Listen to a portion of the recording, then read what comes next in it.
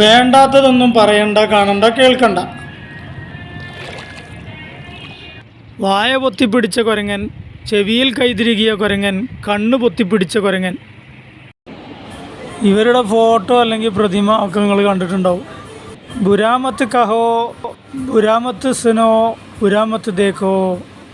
വേണ്ടാത്തതൊന്നും പറയണ്ട, കാണണ്ട, കേൾക്കണ്ട. ഇതാണല്ലോ ഇപ്പോൾ ഇതിൻ്റെ ഉദ്ദേശം. നിയമങ്ങളെ അനുസരിക്കണ്ട എന്ന് പറയുന്നവർക്ക് ഇത് ഉൾക്കൊള്ളാൻ പറ്റുമോ? ഞങ്ങൾ സർവ്വസ്വതന്ത്രരാണെന്നാണല്ലോ അവരുടെ വാദം. ഇന്ന കാര്യങ്ങളൊക്കെ ചീത്തയാണ്, ഇന്ന കാര്യങ്ങളൊക്കെ നല്ലതാണ് എന്നൊക്കെ ആര് പറഞ്ഞു, ആര് പഠിപ്പിച്ചു? നിങ്ങൾക്ക് ചീത്തയായ കാര്യം എനിക്ക് ചീത്തയായിക്കൊള്ളണമെന്നില്ല, എനിക്ക് ചീത്തയായി തോന്നുന്ന കാര്യം നിങ്ങൾക്ക് ചീത്തയായിക്കൊള്ളണമെന്നില്ല. നന്മയും തിന്മയും ഒക്കെ ദേശത്തിനും കാലത്തിനും സമൂഹത്തിനുമൊക്കെ അനുസൃതമായി അങ്ങോട്ടും ഇങ്ങോട്ടൊക്കെ മാറി നിൽക്കാമല്ലോ. ചെറിയ കുഞ്ഞുങ്ങൾ ഈച്ച, പല്ലി പോലുള്ള ജീവികളെ പിടിച്ച് തിന്നുന്നത് നമ്മൾ വിലക്കാറുണ്ട്.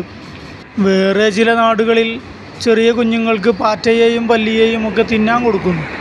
പാമ്പിനെ തിന്നുന്നവർ, പട്ടിയിറച്ചി തിന്നുന്നവർ, പാറ്റയെ പൊരിക്കുന്നവർ, പൂച്ചയെ കറി വെക്കുന്നവർ, എന്തിനധികം മൃഗങ്ങളുടെ വിസർജ്യങ്ങൾ വരെ ഭക്ഷിക്കുന്നവർ ഇന്ന് നിലവിലുണ്ട്. ശാസ്ത്രമെന്നാൽ അറിവ് മാത്രമല്ല, തിരിച്ചറിവും കൂടിയാണ്. ചിലർക്കിവിടെ ശാസ്ത്രമെന്നാൽ അഭിപ്രായങ്ങൾക്കും നിർദ്ദേശങ്ങൾക്കും എതിര് നിൽക്കുന്നത് എന്നാണ് അർത്ഥം. ഞാൻ ഇന്നതൊക്കെ കണ്ടുപിടിക്കാൻ പോകുകയാണ് എന്ന് തീരുമാനിച്ചുറച്ചിട്ടല്ല ഒരാളും തൻ്റെ പരീക്ഷണശാലയിലേക്ക് കയറിയിട്ടുള്ളത്. തികച്ചും യാദൃച്ഛികമായോ അവിചാരിതമായോ സംഭവിച്ചതാണ് ഒട്ടുമിക്ക കണ്ടെത്തലുകളും കണ്ടുപിടുത്തങ്ങളും. ചില വിഷയങ്ങളിൽ ചിലർക്കുള്ള അതീവ താൽപ്പര്യങ്ങളാണ് ചിലപ്പോൾ ചില കണ്ടുപിടുത്തങ്ങൾക്ക് ഹേതുവാകുന്നത്. പാചകവൃത്തിയിലെ കൈപ്പിഴകൾ ചിലപ്പോൾ പുതിയ വിഭവങ്ങൾ സൃഷ്ടിക്കപ്പെടാൻ കാരണമായേക്കും. സാങ്കേതിക വിദ്യ എത്രമേൽ പുരോഗതി പ്രാപിച്ചാലും അതിന് പിന്നിലെ തലച്ചോർ അത് പഴയതാണെന്ന സത്യം നാം മറന്നു പോകരുത്. ആധുനികൻ്റെ മേലങ്കി സ്വയം എടുത്തണിഞ്ഞ് ആനമണ്ടത്തരങ്ങൾ വിളിച്ചു പറയാൻ ആരുടെയൊക്കെയോ കണ്ടുപിടുത്തങ്ങളെ കൂട്ടുപിടിക്കുകയാണ് ചിലർ ചെയ്തുകൊണ്ടിരിക്കുന്നത്. എല്ലാ കണ്ടുപിടുത്തങ്ങളും മനുഷ്യർക്ക് വേണ്ടിയുള്ളതാണ്. ഒരു പ്രത്യേക വിഭാഗത്തിനോ ദേശത്തിനോ മാത്രം കുത്തകയാക്കി വെക്കാനുള്ളതല്ല. പഠന ഗവേഷണങ്ങളിൽ വിജയം കണ്ടെത്തിയവരെല്ലാം ഒരു ദേശത്തിൻ്റെ മാത്രം പുത്രന്മാരല്ല.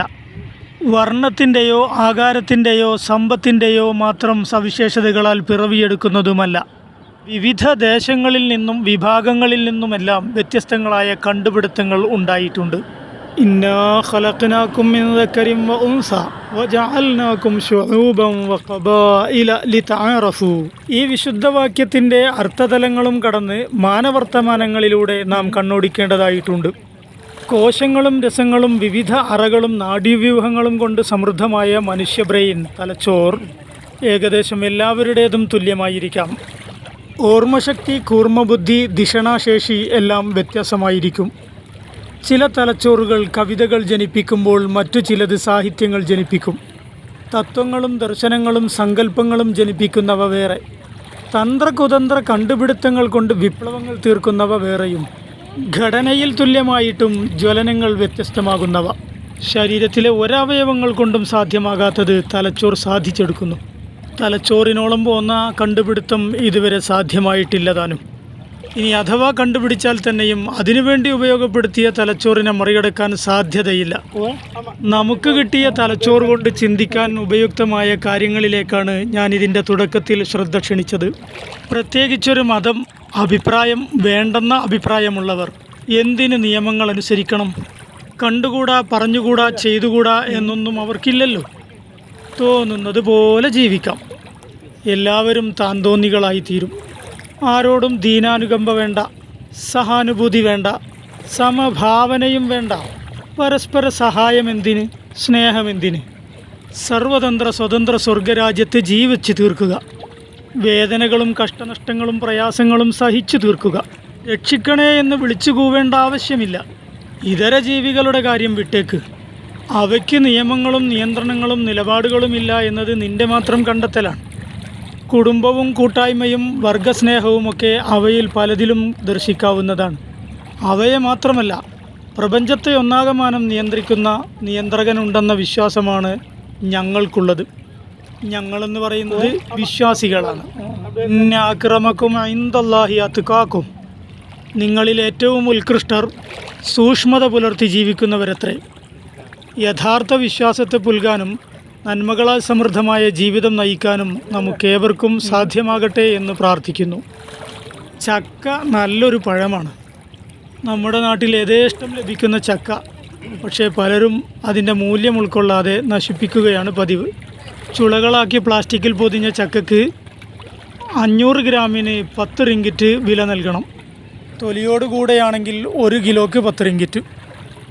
ഇന്ന് കാലത്ത് മാർക്കറ്റിൽ നിന്നും പകർത്തിയതാണ്. ഇതോടെ ഈ വീഡിയോ ഇവിടെ പൂർണ്ണമാകുന്നു. മലേഷ്യയിൽ നിന്നും Faisal Vadapuram.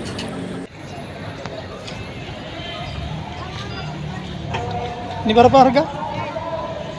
1 kilo? Hah? 10. 10 ringgit. Yang ini 10 satu apa? Oh, Bersih sudah. ini 1 kilo kan? Setengah. Setengah. Setengah kilo. Oh, Kalau sama kulit 10 ringgit 1 kilo. oh. Terima kasih ya.